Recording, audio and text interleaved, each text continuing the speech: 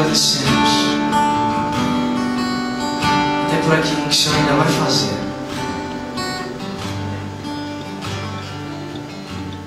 Mas eu queria que a gente fechasse nossos olhos para poder receber, pela misericórdia de Deus, uma mensagem através da sua palavra, que de algum modo ela encontre em nós terra fértil.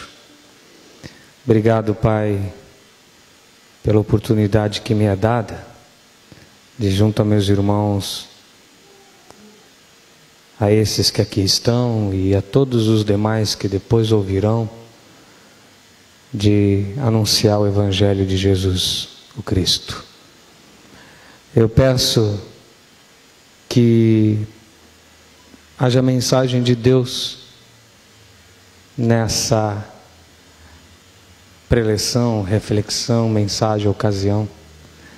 Mas para isso abre nosso coração e que a gente possa replicar, reproduzir, multiplicar, contar, dizer, anunciar aquilo que temos visto e ouvido de tua parte. E se de tua parte for, se de tua parte não for, Senhor, eu te peço em nome de Jesus que tua misericórdia esteja sobre mim e sobre a vida de meus irmãos, e tu possa nos ajudar a crescer na direção da correção. Que seja assim em nome de Jesus. Amém. Meus irmãos, há uns anos atrás nós estávamos falando acerca do fato de que aqueles que representam Jesus no mundo, a chamada igreja, passou a ser questionada por nós e por uma série de gente em relação a essa representatividade.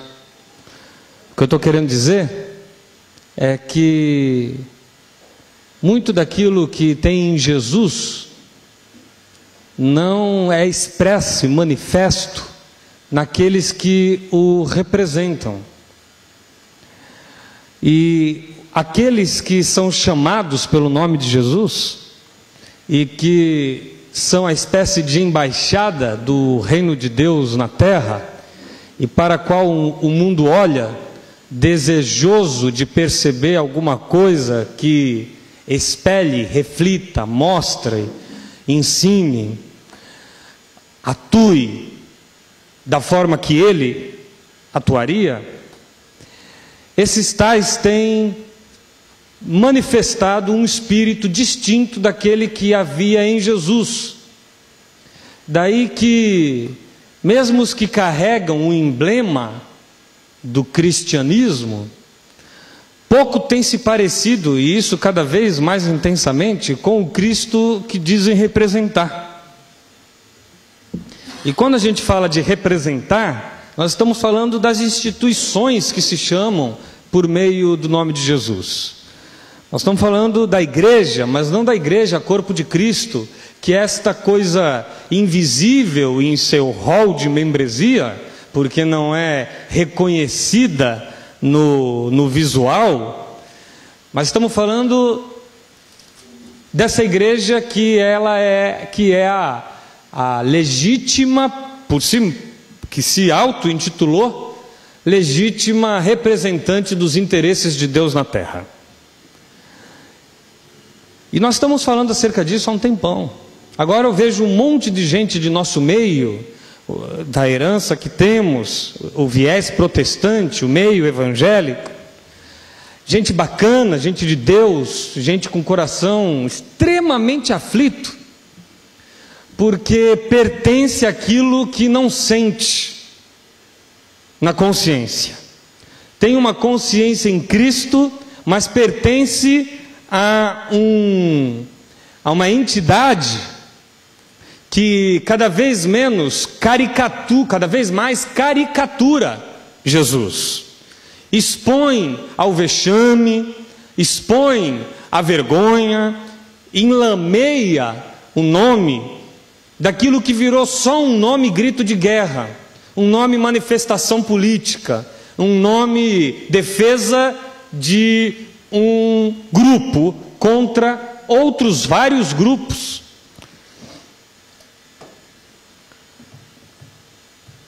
E há muito tempo nós estamos dizendo que só há evangelho se o evangelho for um movimento de consciência pessoal, seguida de movimento comunitário, de modo que, em função da força do Espírito, do amor no coração, nossa vida mude de dentro para fora e ajude os que estão ao redor de nós a terem suas próprias experiências de transformação de vida e de semente do Evangelho de Deus que frutifique, à semelhança do que Jesus disse: o reino de Deus está em vós. É algo que está dentro. Não havia nenhum interesse de Jesus, nenhum objetivo, nenhuma obsessão, para que nós criássemos grupos de defesa de seu nome, para que nós embanhássemos espada durante esses 2000 anos contra os que são os chamados infiéis. Não infiéis porque não se parecem com ele, mas basicamente porque não andam conosco, à semelhança dos discípulos que ele repreendeu quando impedia que outros expulsassem espíritos maus em nome de Jesus, só pelo fato de que não andava conosco. E esses aqui, o conosco, é os que se supõem por vaidade e extrema arrogância, detentores legítimos do nome, possuidores de um pedigree divino espiritual.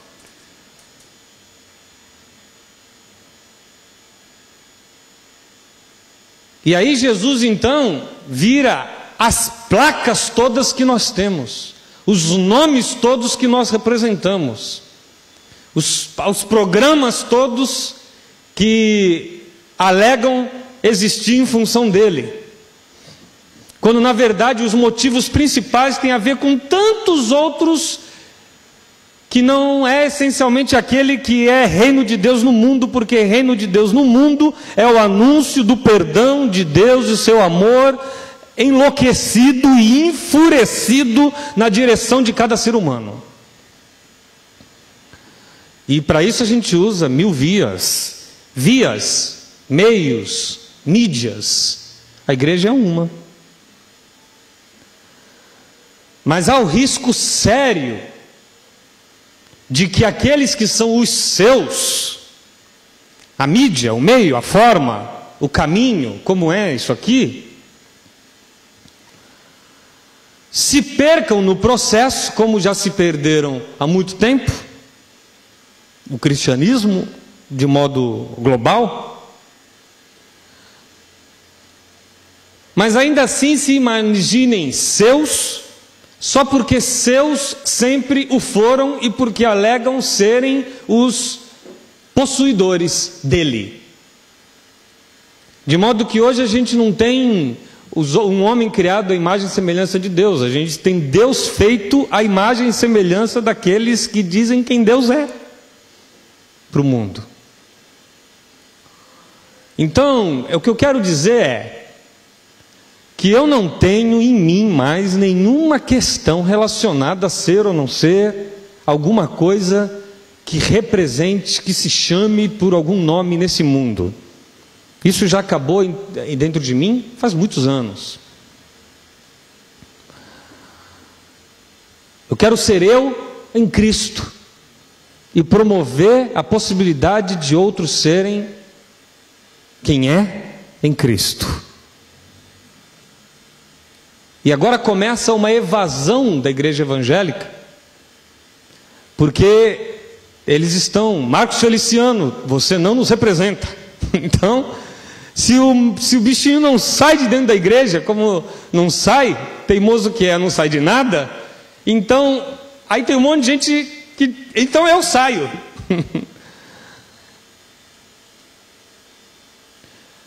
Mas nós estamos há um tempo tentando convencer com muita dificuldade, mas uns e outros têm entendido,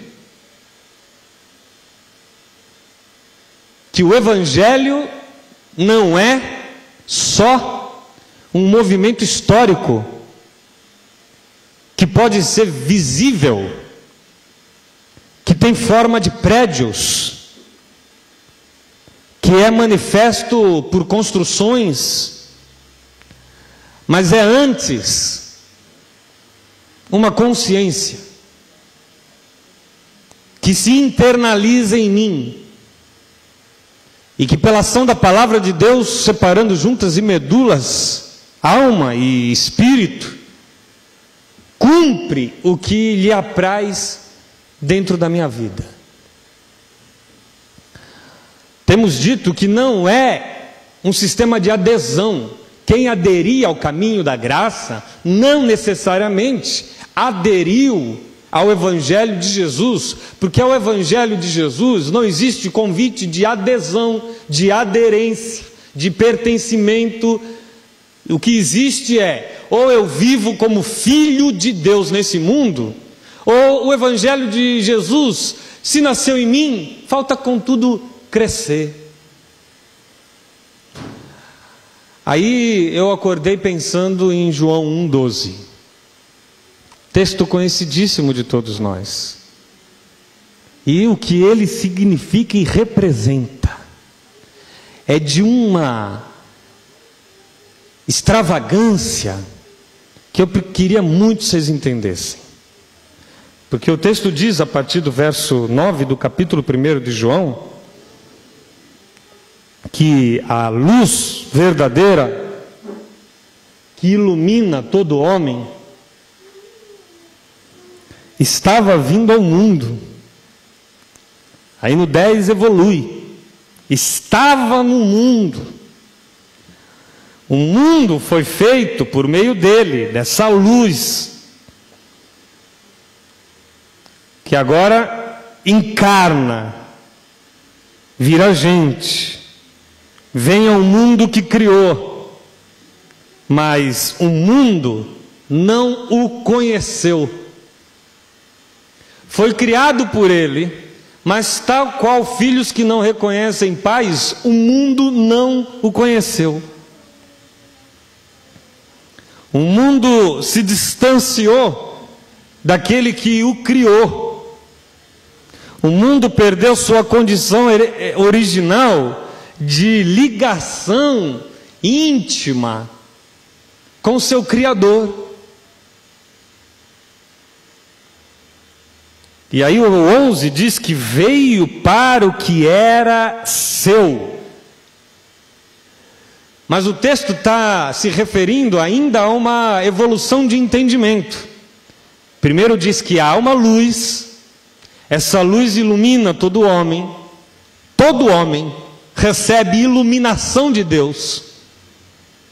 Essa luz, Cristo em Deus antes da encarnação, ilumina o mundo, e vem ao mundo, e está no mundo agora.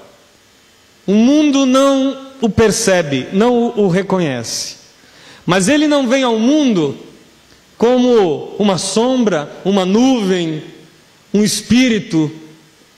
O verbo se faz carne e habita entre nós. Então entre nós é num lugar, é num ambiente, é numa paisagem, é dentro do tempo. Então tem a ver com a história, tem a ver com um povo. Já não é o mundo todo, é uma gente.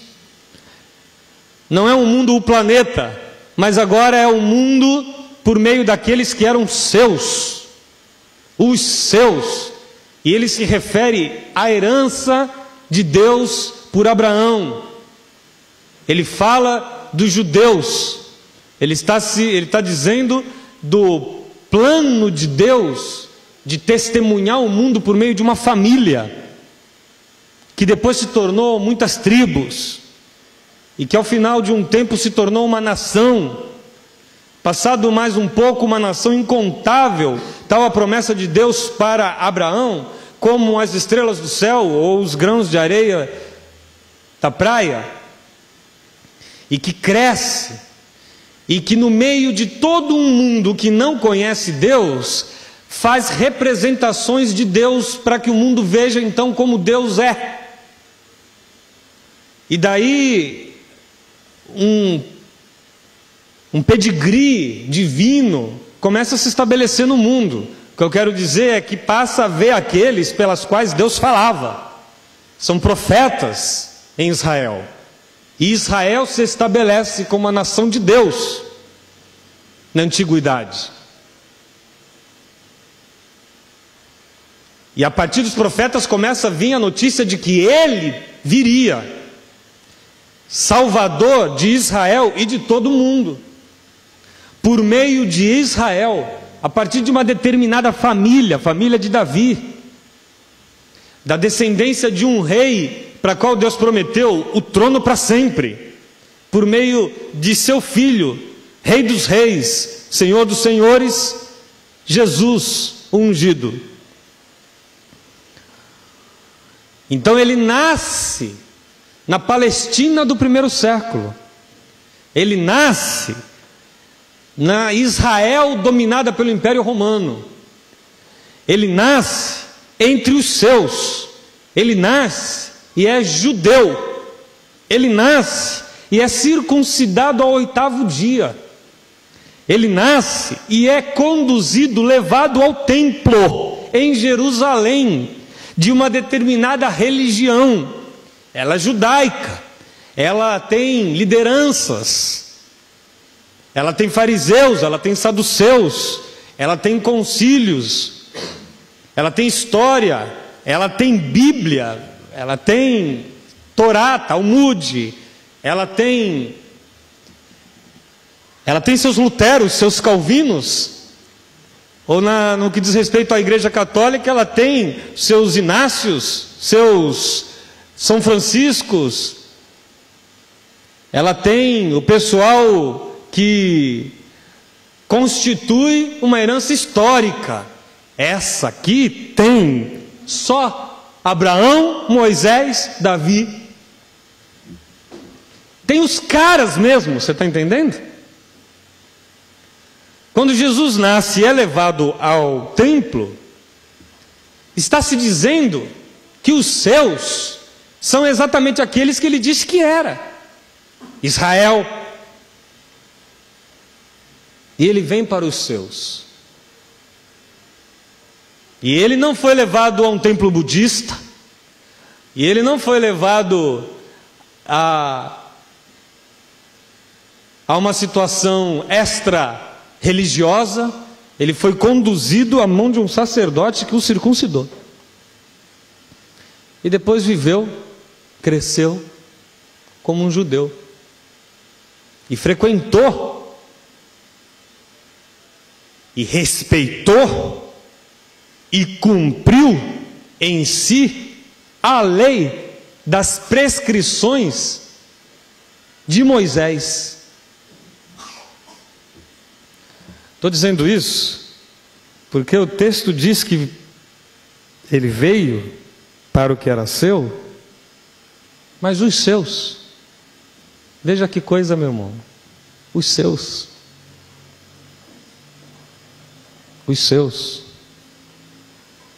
os de Davi, os de Moisés, os de Abraão, os filhos, os caras que não foram adotados, os legítimos, os seus, os circuncidados, os batizados na fé judaica, os que criam no Deus, Criador de todas as coisas, que não se deixava desenhar por qualquer imagem que pudesse conceber idolatria no coração de quem se vinculasse àquilo. Veio para os seus. Tem como ser mais seus do que esses eram seus? Mas os seus, aqueles para quem ele foi prometido, os seus, não são católicos, não são evangélicos, nenhum viés cristão, também não são as religiões orientais e nem as concepções egípcias, e nem qualquer filosofia que o homem tenha concebido. Os seus, segundo o tempo, a história, a cronologia, o pouso de Deus no mundo se deu dentre os seus, conforme havia prometido que assim seria, para quem ele seria designado o Messias, os judeus. Veio para os seus, mas os seus não o receberam.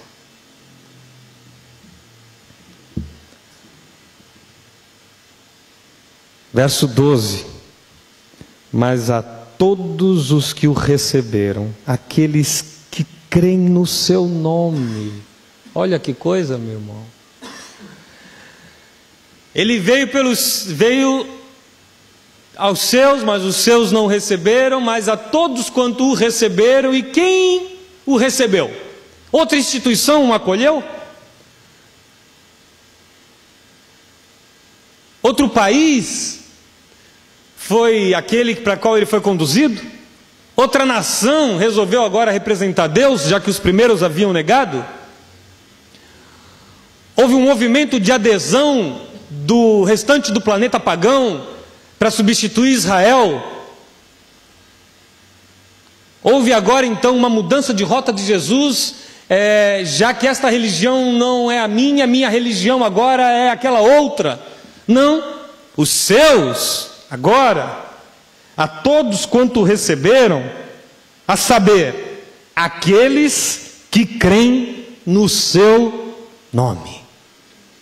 E ele então agora leva tudo para uma questão outra, aquela que Paulo desenvolve depois. Filho de Abraão é quem é por fé. E diz que a fé nos faz adotados e enxertados nesta oliveira de Deus no mundo, de modo que todas as promessas que foram feitas a Abraão agora vivem à disposição daquele e daqueles e de qualquer um que seja que nele tenha crido. Jogou para dentro do coração humano. É dentro do coração humano que precisa continuar a estar, e agora eu lhes digo, cada vez mais, porque cada vez mais o cristianismo tomará um rumo, uma direção e um caminho diferente daquele que é dele. Ou vocês não estão percebendo que há uma similaridade absurda e absoluta entre os cristãos de nosso tempo presente e os judeus do primeiro século? Em que sentido? No sentido de que agora, se a gente correr o Evangelho de João, e bastará o Evangelho de João, nós vamos ver os seus não o recebendo, pelos mesmos motivos pelos quais agora ele não seria recebido dentre os atuais seus. E aqueles que o recebem e que creem no seu nome são exatamente os que estão fora do arraial institucional que diz representá-lo. E eu acho isso ótimo, porque voltará tudo a ser uma questão de enraizamento do Evangelho por todo o mundo, pelo coração das pessoas, de modo que as consciências vão mudando e feito um vírus de Deus, vai contaminando, infectando para o bem, um após o outro. Assim será a pregação do Evangelho no tempo do fim. Eu quero tanto estar dentro, que você assim dentro esteja.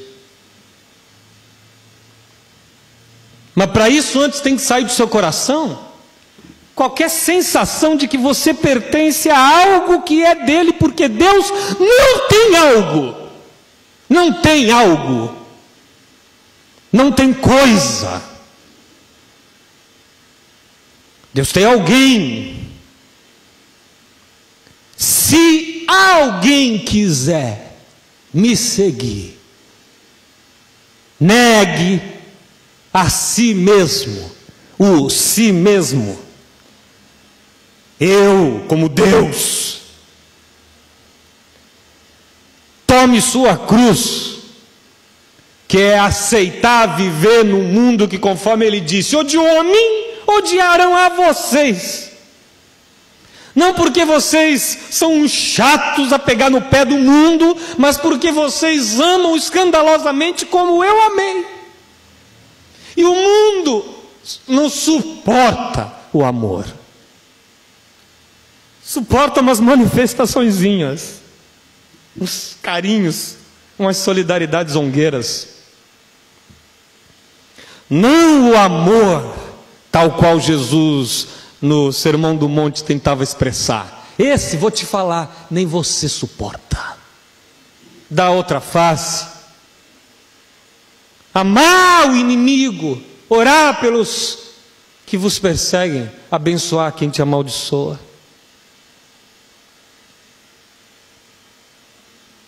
Derramar a vida, desperdiçá-la. Ao contrário de ganhar, reter e perder. Veio para o que eram os seus, mas os seus não o receberam. Mas aqueles que creem no seu nome, esses o receberam e deu-lhes o poder de serem feitos filhos de Deus. Filhos nascidos não do sangue, o que significa dizer que esses que o receberam, está lá, ó, os quais não nasceram por descendência natural. Oh, que coisa interessante essa tradução aqui. Aqui diz que não são nascidos do sangue, e aqui interpreta o que eu quero dizer. Não há mais nenhuma questão relacionada à descendência natural. Eu já sei que não há, é verdade, não são judeus. Não são judeus, somos nós. Pronto. Você que se sente descendência natural, não é também você. Porque não é pela vontade do homem, não é pela vontade da carne, não é pela vontade de ninguém. Não nasce porque o homem resolve dizer que é. Nasce pela vontade de Deus, esse filho. Poder de serem feitos filhos de Deus. Mas aí a igreja excludente monta suas teologias segregacionais e faz coisas incríveis com esse texto, né? Você aprendeu lá na catequese dominical, você aprendeu que por esse texto aqui, Jesus é um trauma. Esse texto determinou o seguinte, que nós somos os filhos de Deus, porque nós que cremos fomos feitos filhos de Deus, fomos feitos filhos de Deus. E aí a gente precisou encontrar uma nova classificação para todos os que não eram nós, porque nós fomos feitos filhos de Deus, os que cremos. Mas tem os outros que não creem, que também não dá para a gente ser tão porco e chamar de filho do diabo, ainda que a gente esteja fazendo isso cada vez mais. Mas a gente chama de alguma outra coisa gostosinha também. Um dia Deus vai fazer eles filhos, não é? Chama do quê? São as criaturas de Deus. Oh, criatura! São as criaturas de Deus. E nós somos os filhinhos. Filhinhos somos nós. Criatura são os outros. Os outros, os que não andam conosco, são as criaturas. Não é disso que o texto está dizendo? O texto está dizendo que quem crê saberá o significado na vida de ser filho de Deus. Quem crê terá a descendência, o amor que ele manifestou a Abraão e sua descendência. Quem crê conhecerá o benefício, o potencial, a possibilidade de viver como alguém que Deus adotou, um filho cujo pai é o Criador de todas as coisas. O mundo não o conhece, então não conhece o benefício de andar por este mundo, tendo a consciência de que é filho. O texto está dizendo que todos quanto o receberam, se tornaram possuidores dos benefícios de filho.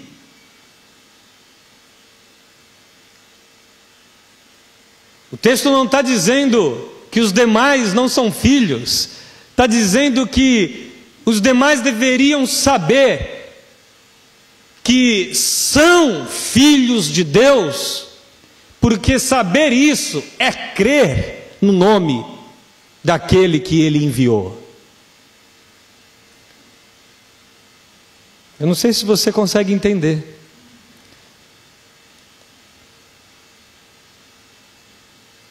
Mas o poder de ser filho de Deus só tem quem descobre que é filho de Deus.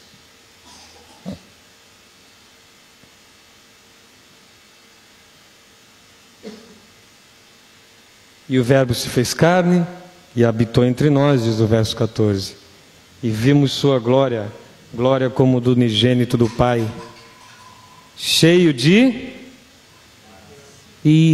verdade. E vimos sua glória, glória como unigênito do Pai, cheio de graça e de verdade. Ele vem para os seus não recebem, então ele vai para um casamento no capítulo 2. E opera no casamento um milagre.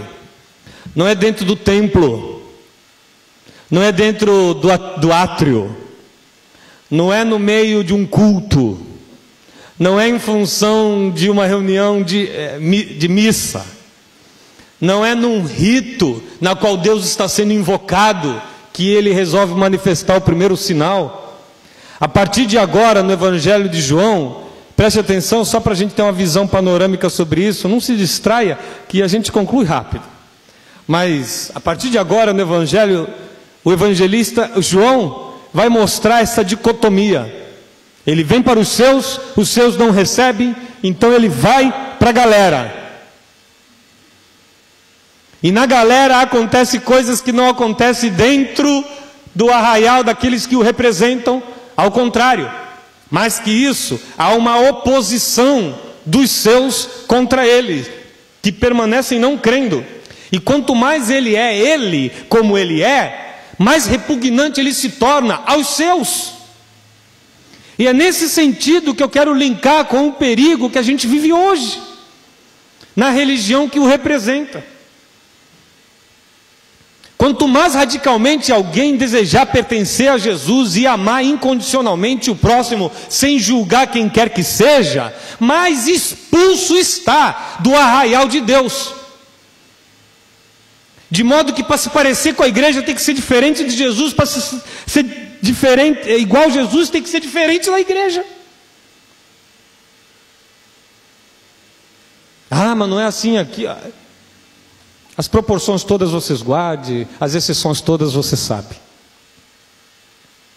Mas ele vem para os seus não recebem, e ele vai para o casamento. E ele faz sinais de alegria. Depois, no mesmo capítulo 2, João emboca uma relação de tensão de Jesus com o templo. Então, primeiro, ele vai para um casamento. E lá no casamento faz um milagre fora da instituição. É no casamento, numa festa. E ele, na sequência, vai viver cronologicamente a vida que tinha para viver. Mas João não obedece cronologias. Vai buscar um evento que aconteceu 3 anos depois, coloca exatamente aqui o que todos os demais evangelistas colocou na ordem certinha. Jesus invade, entra no templo, e eu chamei invade porque o que ele fez foi de uma oposição à forma como se vivia dentro do templo. Então Jesus entra no lugar aonde fé virou comércio. Jesus entra no lugar aonde culto virou barganha. Jesus entra no lugar aonde sacrifício a Deus não é mais devoção do coração, é comprar o cordeirinho, a pombinha na mesa dos cambistas que vendem na porta, na entrada do templo. O dinheiro e o templo estão extremamente truncados, afinados.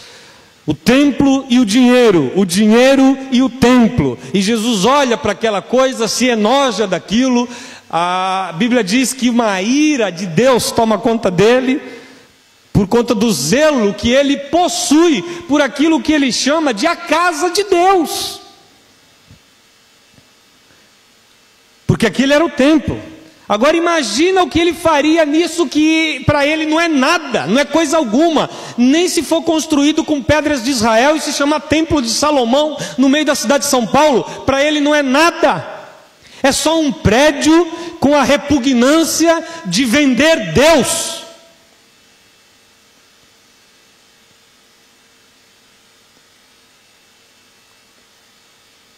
Poucos têm as oportunidades que tem de eu ver da cobertura lá do meu prédio, helicóptero por cima. Você já viu helicóptero por cima? Você vê helicóptero em cima, eu vejo por cima. Eu vejo ele pousando no teto das catedrais. O pouso não desliga nem os motores. É só o recolhimento dos sacos. Amanhã tem. Amanhã pela manhã tem. Desce, há um cumprimento de uma pessoa com outra. E sai como quem sai assim de vestiário, pessoas carregando sacos. Tem um compartimento no helicóptero, e os sacos são colocados lá dentro, e o helicóptero então, que nem desligado foi, levanta de novo e vai embora, para outro átrio de Deus. Recolher o que interessa a Deus, porque Deus só pensa em dinheiro, e na contenção genital dos homossexuais. Deus hoje não tem outro pensamento. Deus está ficcionado. Deus está obcecado. Deus agora só pensa em dinheiro, porque Ele só dá para quem lhe dá. E o resto é de não deixar dar quando dá errado. Essa é a praia de Deus agora. Mas os seus aqui não receberam. Hoje ele não receberia, não seria recebido pelo mesmo motivo, porque ele não tem relação nenhuma com isso, ele não tem nada a ver com isso, ele não está nessa.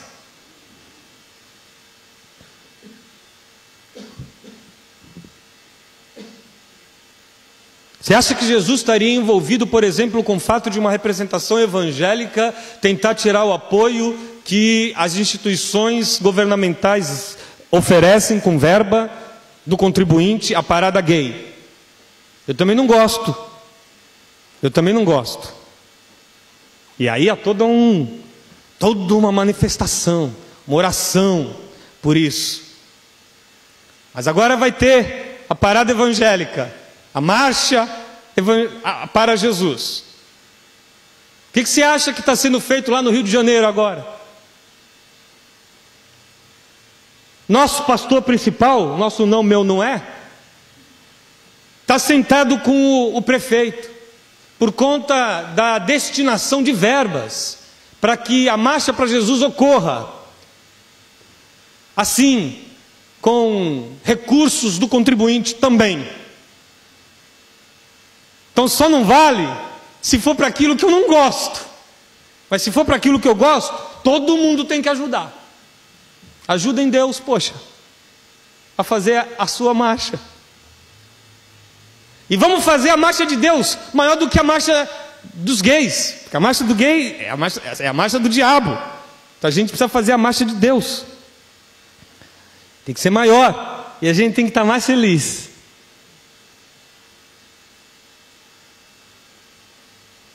Mas Jesus entra no templo e destrói, derruba espalha o dinheiro dos cambistas.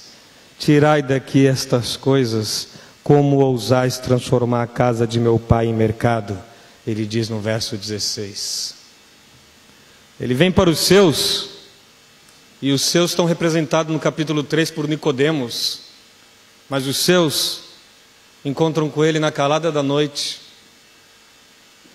Os seus têm dúvidas e têm questões, e os seus, líder da religião, pastor da época, Nicodemos, padre respeitado no meio do povo, os seus têm questões infantis ao extremo, porque não conseguem entender as coisas do Espírito. Jesus chega a dizer: tu és mestre em Israel e não entendes estas coisas. E de algum modo Jesus dá sem entregar, mas passa um capítulo, ele vai para a galera.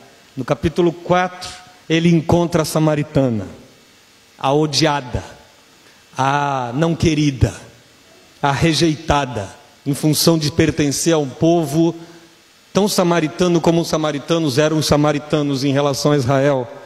Para além disso, uma mulher com quem não se fala publicamente, um ser desprezado no meio de uma sociedade incrivelmente machista. Agora ele tem uma postura diferente, é a luz do dia, é o meio-dia, é o sol escaldante na cabeça, ele vem de uma longa caminhada. Ele chega para ela e é ele que puxa assunto, meu irmão. É ele que diz: dá-me de beber. Deus vira gente, sofre de andar debaixo do sol, mas não vai se refugiar no templo. Não pede a Nicodemos nada, mas diz a uma ninguém: dá-me de beber. Só para depois fazer com que do interior dela fluam os rios de água viva. Porque ela crê e se torna sua. Mas João vai trabalhando essas questões. Se você for ver o capítulo 4, verso 43, 2 dias depois ele parte para Galiléia. Ele sai da Judéia, a Judéia que é a sede da religião. Preste atenção, a Judéia é o centro do judaísmo. Na Judéia há Jerusalém e o templo e os líderes e os judeus que o perseguem. E ele vai para a Galiléia dos gentios acima, a Galiléia dos pagãos. Antes ele passa por Samaria, salva esta mulher e toda a sua aldeia, faz dela uma filhinha, mostra a eles o benefício de serem feitos filhos de Deus. Ela termina dizendo, junto com todos: ele é o Salvador do mundo, no verso 42. Mas no verso 44, Jesus segue para Galiléia, continua seguindo para se distanciar da Judéia, para se distanciar do foco de tensão. Jesus havia testificado que um profeta não tem honra na sua própria terra, está escrito no verso 44. E quando chegou a Galiléia, os galileus o receberam, diz o verso 45. Quando chegou, os galileus deram-lhe boas-vindas, porque tinham visto o que ele tinha feito na festa da Páscoa. Então há um não, há um sim, e agora há a cura do filho de um oficial do rei, de um pagão, de um romano, de um não judeu, de um que não era seu. Então olha que interessante o que João está construindo aqui. Ele sai do centro da religião e vai para onde não há religião. E quando chega onde não há religião, há a dor de um soldado pagão, e ele cura o filho do cidadão. E o cidadão crê. Ele vem para o que era seu, mas os seus não o recebem. Mas todos quanto receberam, deu-lhes o poder de serem feitos filhos de Deus. Por isso que eu não me preocupo em função do fato de que a igreja não crê. Ela tem um nome, ela crê no nome, mas o nome é seu xamã. Jesus é o gênio da lâmpada.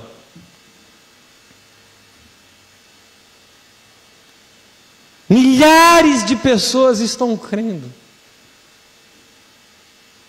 a despeito da ação desastrada e atrapalhada da igreja. É tão interessante, se você seguir adiante, no capítulo 6, no verso 60, está escrito que até os discípulos o abandonam quando consideram duro o discurso. Que discurso havia sido duro? O discurso que implica em que se siga Jesus não por adesão, mas tem que comer de mim, tem que beber de mim, tem que se alimentar de mim, tem que viver dentro. E eles consideram o discurso duro e o abandonam. Passa mais um tempo, no capítulo 7, diz o verso 5, que até seus irmãos não criam nele. Mas antes, no verso 1, diz que andava Jesus pela Galiléia e já não queria percorrer a Judéia, porque os judeus procuravam matá-lo. E ele então não ia na festa dos tabernáculos, a festa criada por inspiração divina, ordem de Deus a Moisés no passado. Festa dos tabernáculos, festa religiosa, a festa de Deus, a festa da presença de Deus, a marcha de Deus, todo mundo se reunindo para Deus. Jesus diz: não vou, vão me matar aí dentro. Os irmãos falam: mas você não quer aparecer?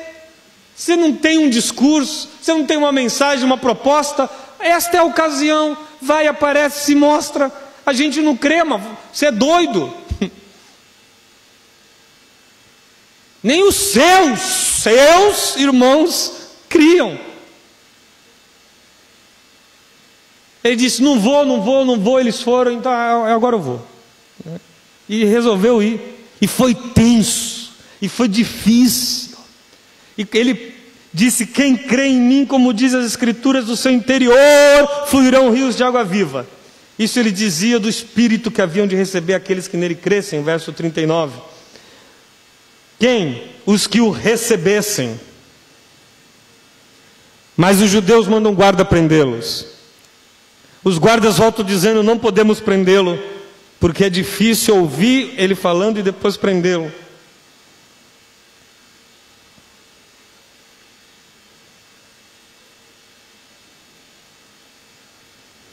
Nessa hora, no capítulo 45, do verso 7, Nicodemos tenta aparecer e falar: vocês vão condenar alguém sem antes ouvi-lo? Mas eles repudiam, usando a palavra, eles repudiam Nicodemos. Você está doido também? Você te enganou? Ele já te enganou? Você não sabe que da Galiléia não pode vir o profeta? Sem Jesus não tinha vindo da Galiléia, tinha vindo exatamente de Belém, da Belém que fora profetizado, mas ele viveu em Nazaré na Galiléia, e era Jesus de Nazaré, Jesus o Nazareno. Daí que essa confusão estava lá exposta, mas os seus não querem. E o texto diz que eles pegam em pedra para apedrejá-lo. Pior do que os seus não terem recebido, os seus tomam pedras para apedrejá-lo. São os seus que o crucificam depois. João continua.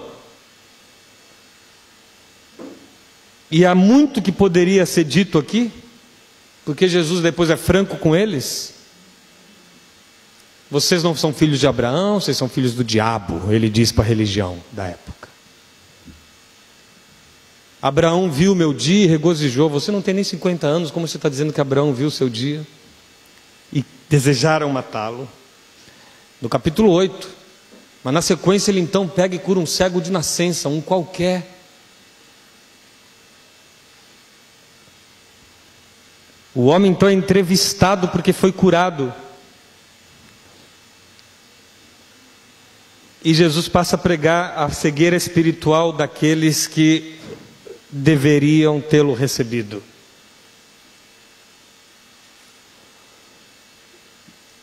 Se a gente seguir adiante, no final do capítulo 11 há uma trama para matar Jesus. Porque para manter o status de Deus no mundo, tem que matar Jesus.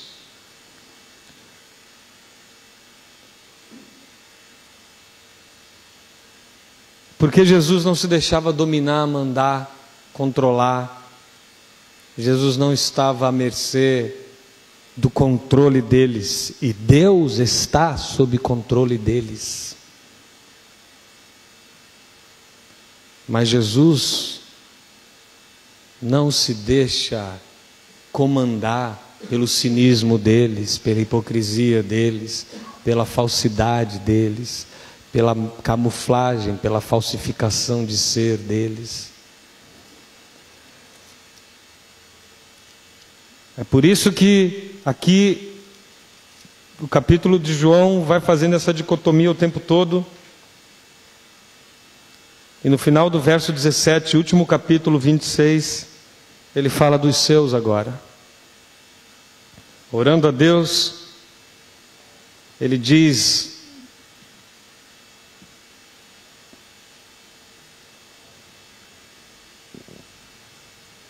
a questão que eu lhes disse da consciência.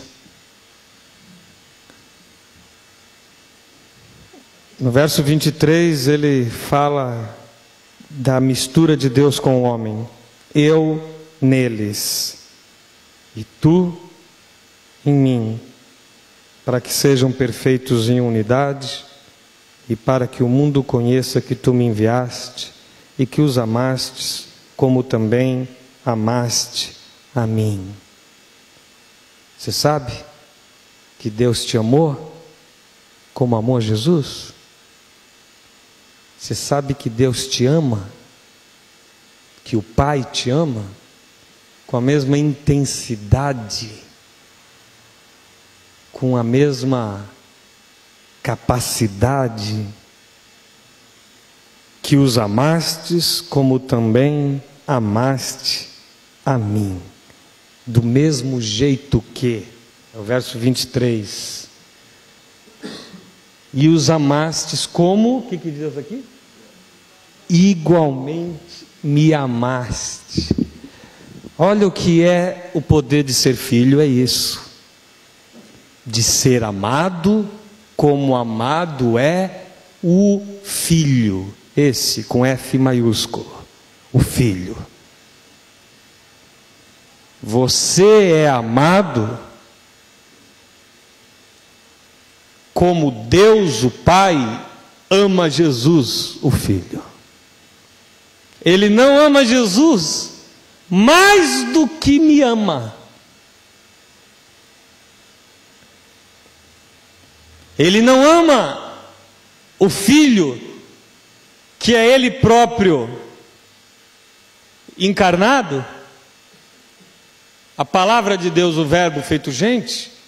Ele não o ama no mundo mais do que ama aqueles que o recebem, mais do que ama os filhos que se fazem tão amados como o Filho por Ele. Deus me ama como ama Jesus. Deus me ama como ama Jesus.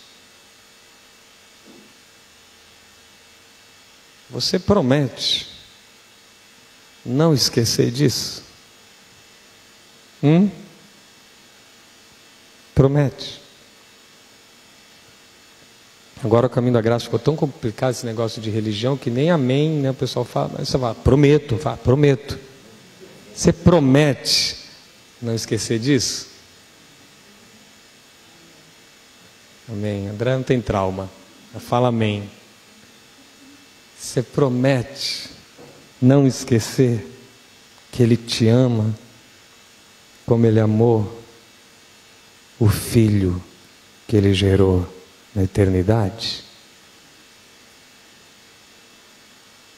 Vou lhe dizer, Jesus era muito feliz no amor de Deus. Muito feliz no amor de Deus. Jesus era muito satisfeito no amor de Deus. Podia lhe faltar tudo e qualquer coisa, mas não podia nunca lhe faltar o amor do Pai. Tinha uma convicção absoluta da filiação e do amor do Pai. Tentado ao extremo em relação a isso. Se és filho de Deus, mas ele, eu sou. E toda exposição, humilhação, oposição, tudo que dele se dizia, contra ele se fazia, nada tirou dele a convicção, tempo algum, hora nenhuma, de que era amado, tão especialmente amado, como o Filho unigênito do Pai. João começa o seu evangelho. Você é amado como o Filho unigênito do Pai.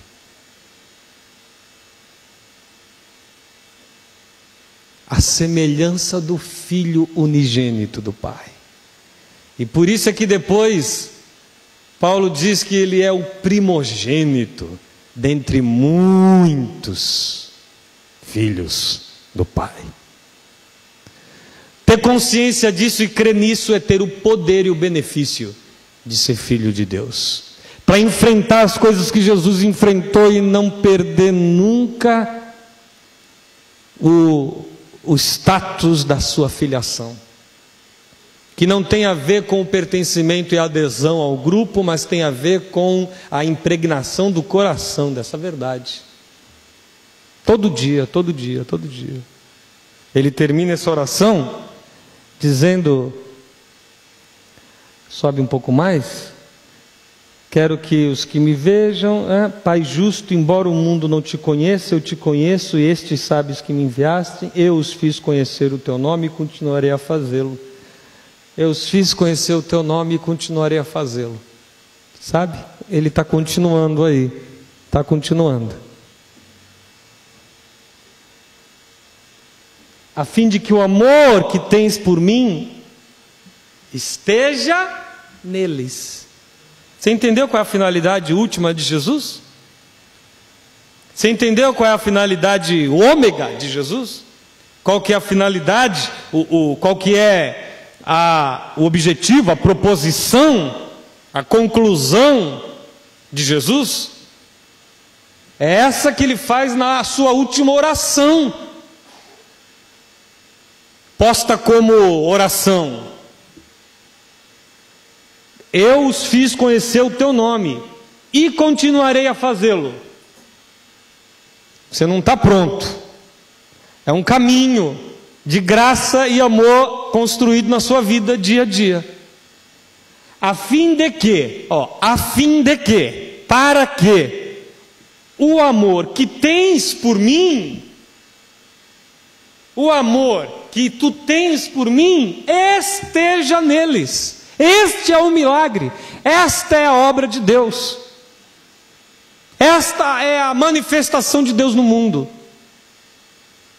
esta é a revolução de Deus, esse é o Evangelho, é esse, resumido nessas poucas palavras aqui. E eu esteja neles, eu neles esteja. Este é o poder de ser feito filho de Deus. É esse aqui. É esse. Não tem a ver com os triunfalismos vitoriosos. Não tem a ver com ter uma casa própria. Tem a ver com ter uma vida própria. Liberta mesmo. Própria. Ninguém manda. Ninguém me escraviza mais, o diabo não me escraviza mais, o pecado não me escraviza mais, a pastorada não me escraviza mais, cardeal algum me escraviza mais, eu sou escravo do seu amor, porque meu chamado é servir o seu amor, é amar como ele amou. Porque esse é o maior dos mandamentos, nos quais todos os outros estão resumidos e incluídos. Hoje eu li uma frase, Nietzsche, o filósofo, uma criatura.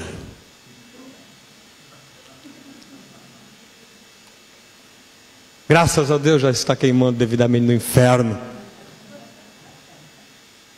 Nós, a igreja, vencemos Nietzsche.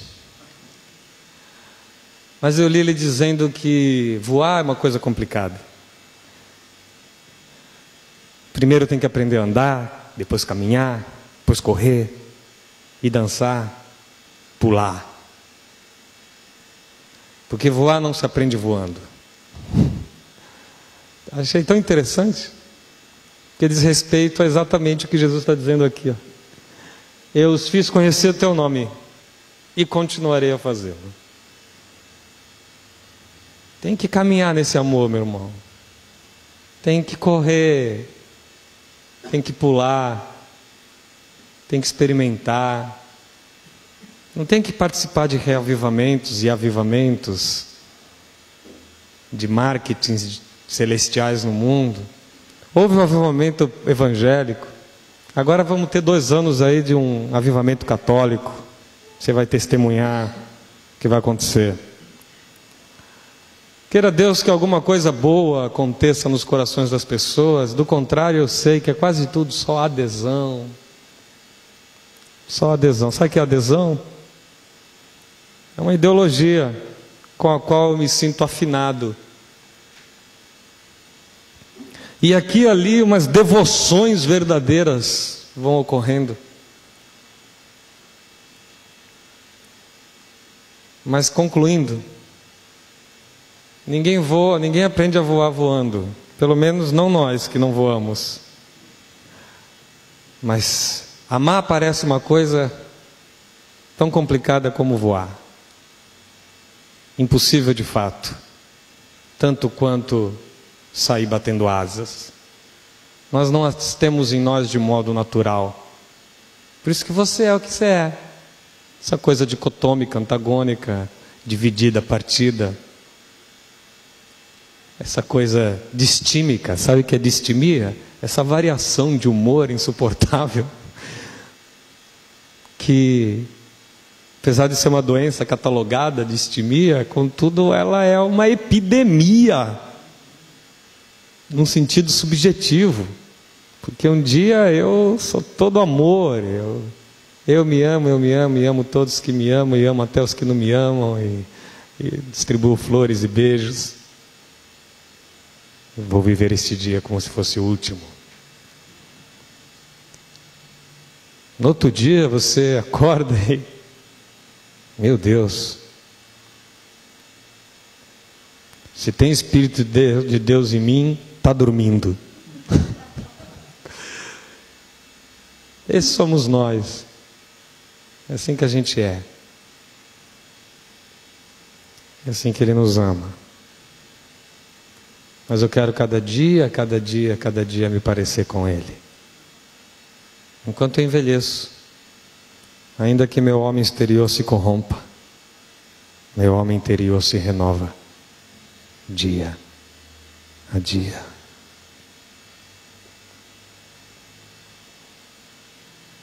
E aí vamos aprendendo a voar. Nunca nos será natural.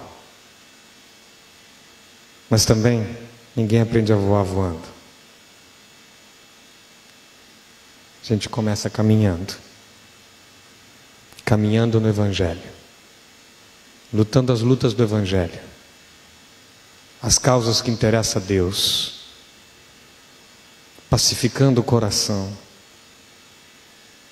Procurando angústias e quando elas aparecerem, apresentá-las a Deus, perdoando quem tiver que perdoar, perdoando quem não se devia perdoar. Porque se é para dar perdão, é para quem não devia. Não julgando, não mentindo. A semelhança do que Paulo falava, e quem roubava, não roube mais.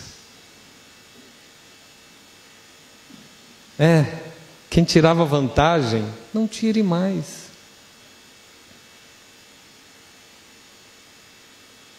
Considerar o outro um ser precioso.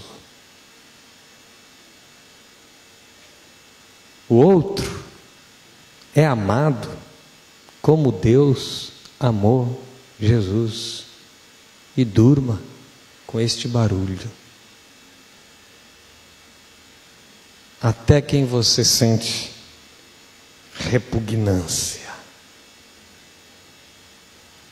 Veio para o que era os seus, mas os seus não receberam, mas todos quantos receberam, a saber os que creem em seu nome, deu-lhes o poder, deu-lhes o benefício, a possibilidade, o potencial, a certeza de serem filhos de Deus, amados como Deus amou o unigênito Filho que teve desde antes da criação do mundo.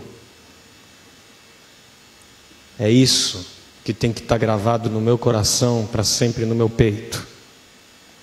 Esse é o Evangelho. O resto é invenção. Amém, meu irmão? Vamos ficar de pé e fazer uma oração pelo próprio coração?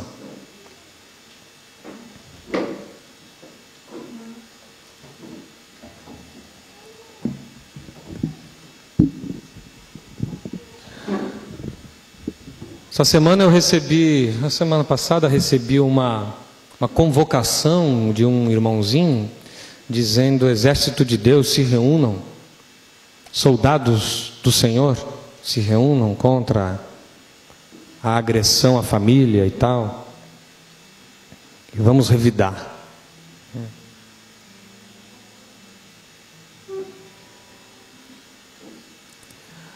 A guerra, estava escrito. A guerra. Eu não me contive, eu sempre me contenho, mas não me contive, escrevi lá: essa não é minha guerra. Tenho minhas opiniões e tenho princípios da palavra de Deus para dizer, saber o que é certo e o que é errado. Contudo, essa não é a minha guerra.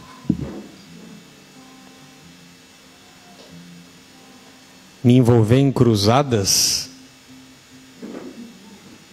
para destruir infiéis, conheço bem essa história, sei como ela termina.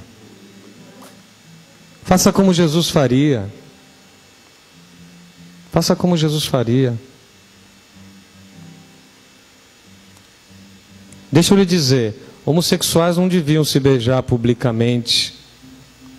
Fazem isso por provocação, pelo tempo de apedrejamento. E aí fazem por provocação na frente da família.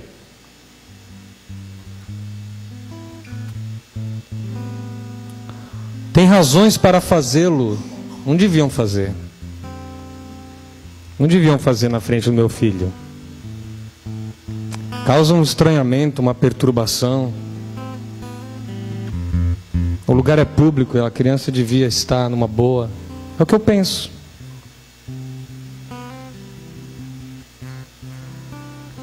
Mas sou eu que saio, meu irmão, você está entendendo? Deixa eu lhe dizer uma coisa que ninguém vai gostar. Sou eu que saio. Sou eu que abençoo, compreendo, peço misericórdia e saio.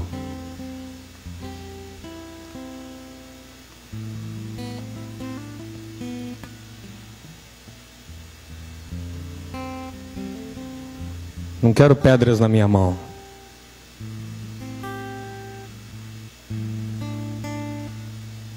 Eu que saio. Porque só o amor vence. Só o amor vence. Faça assim, viu? Faça assim.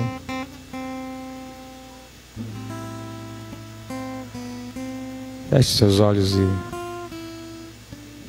queria que cantássemos uma canção, mas de olhos fechados, é uma canção que pudesse significar uma oração, que recebesse o benefício de ser filho, paz, alegria, bondade, benignidade, fidelidade, mansidão, domínio de si próprio. O benefício de ser filho. A inseparabilidade de Deus. O benefício de ser filho. A possibilidade de andar sem medo nesse mundo. Ah, mas eu não cheguei a tanto. Mas é caminhando. Caminhando que se aprende o caminho. Ninguém sai voando.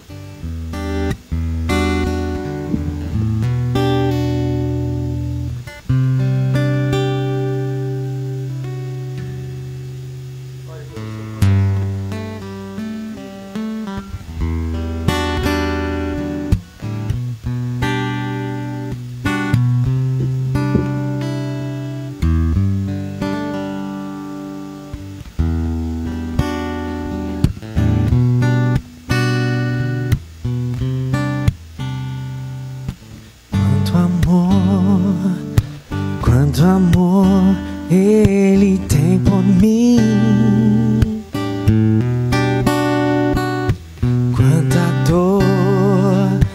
quanta dor sofreu por mim por amor. Quanto amor Ele tem por mim.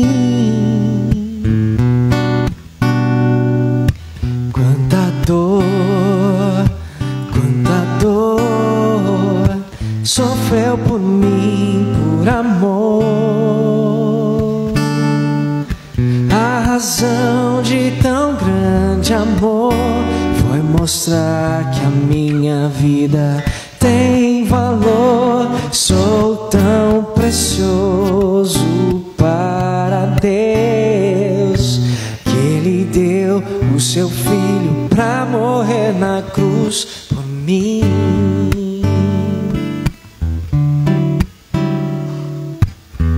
Oh Deus, te louvo pelo teu amor.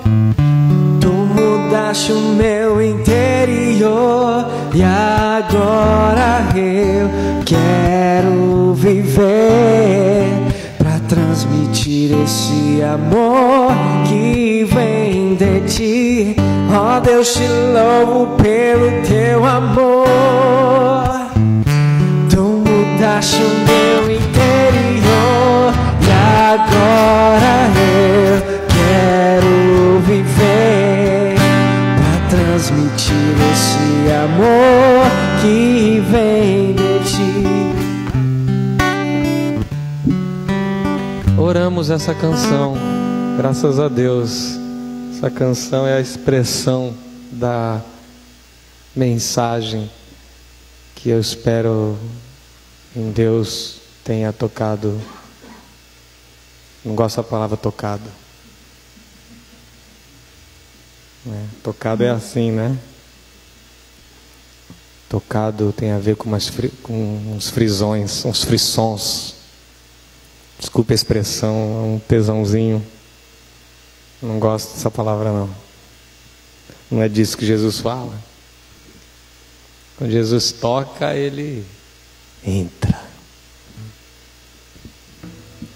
O que foi que você prometeu, meu irmão? Você não lembra nem o que se prometeu, como você vai lembrar o resto? Fala aí para a pessoa do seu lado, o que foi que você prometeu alguns minutos atrás?